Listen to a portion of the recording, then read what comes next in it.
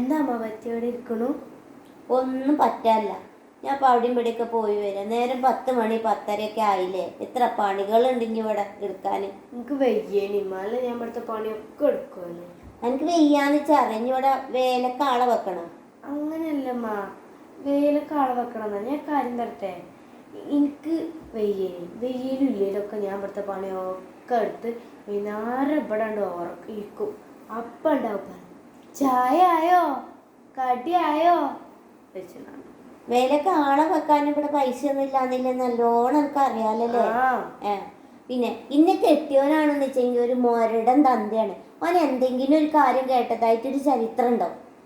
നിങ്ങൾക്ക് എപ്പോഴാ മനസ്സിലായിച്ചെന്നോ അറിയൊക്കെ.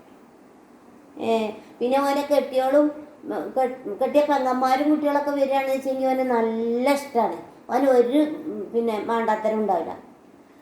അമ്മ വാപ്പ